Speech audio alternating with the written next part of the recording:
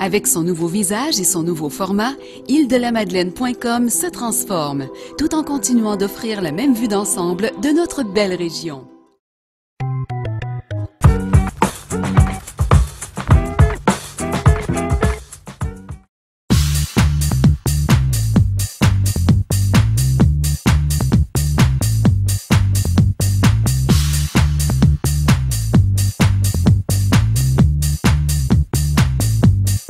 Dimanche le 18 juillet, le beau temps était de la partie pour l'édition 2010 du Madeleine Courant.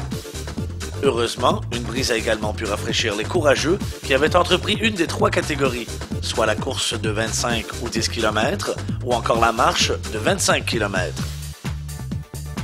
Des inscriptions records ainsi qu'un nouveau parcours ont collaboré à faire de cette édition un succès, de citer M. Léon Jonf, coordonnateur et participant de l'événement. Pour moi, la position, c'est pas important. Ce qui est important pour moi, c'est la réussite de l'événement. Il n'y a pas eu d'incident, tout ça a bien passé. Ça fait que c'est ma récompense à moi. La température, les participants, on a eu un nombre record d'inscriptions. On ne peut pas demander mieux. Pour une première année, c'est un succès, c'est génial. Soulignons les performances à la marche 25 km de Nathalie Lafrance et à la course 10 km de Charles Cormier.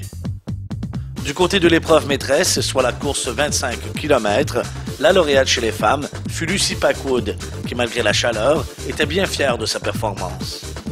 Ça a bien été, ça a été très chaud, venteux.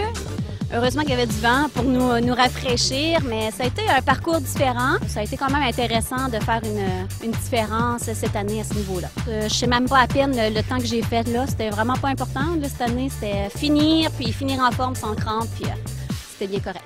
Moi, je m'entraîne à l'année longue, sauf que dans les filles, je pourrais dire que je suis la sous-entraînée au niveau de la course. J'ai commencé peut-être à courir plus mi-mai et 2 fois par semaine. J'ai les genoux qui ne pourraient pas accepter davantage. Il y avait peut-être un peu plus de côtes à assumer, mais je trouve que finir ici au centre multifonctionnel, même si le site de la Grave est très enchanteur, très beau, il reste qu'ici, il y a plus d'espace. Je pense que les gens, c'est plus facile pour venir nous applaudir. Mais ça, je dirais juste un petit commentaire, par exemple. Les gens ne viennent pas beaucoup encourager les coureurs. Il y a des voitures qui passent, mais tu sais, juste un petit pout-pout, là, ça pourrait être encore plus stimulant. Il y a des gens qui viennent nous voir, mais je trouve que c'est du monde qui quand même s'implique pour faire des beaux défis aux Îles-de-la-Madeleine. Un petit encouragement supplémentaire, ça serait apprécié. Du côté masculin, pour la course 25 km, le grand gagnant, Jasmin Bousquet, s'est dit aussi satisfait et note également l'amélioration du parcours. Ça, c'est vraiment un point intéressant, le parcours qui a changé. Aller vers Cap-aux-Meules, au lieu de partir du poste de police, c'était beaucoup plus motivant là, de rouler sur la 199 en plein Cap-aux-Meules avec tout le trafic au début. Ça a donné là, un bon boost. Là. Puis le pire du parcours, c'est passer le parc Fred-Jonf, entre le parc Fred-Jonf et le Roi du Coin. Là, il y a comme des sapins de chaque côté, il n'y a rien, il n'y a plus rien qui se passe. On dirait que c'est comme un moment de la course qui est interminable. Là. On dirait que, voyons, on va-tu arriver au Havre? Ça a ralenti des bons coureurs des îles. Moi, ça m'a avantagé, je pense, parce que je suis habitué à la grosse chaleur. Donc, la grosse chaleur aux îles, c'est pas mal ce qu'on a aujourd'hui. Puis aussi, ce qui m'a aidé beaucoup, c'est de passer l'hiver dans les montagnes. J'ai passé l'hiver dans l'ouest, à Whistler, faire beaucoup de ski en haute altitude, puis beaucoup de hike, là, beaucoup de randonnées dans le backcountry, dans l'arrière-pays des montagnes. Là, fait que marcher dans la neige épaisse à 2000 mètres, 2200 mètres d'altitude.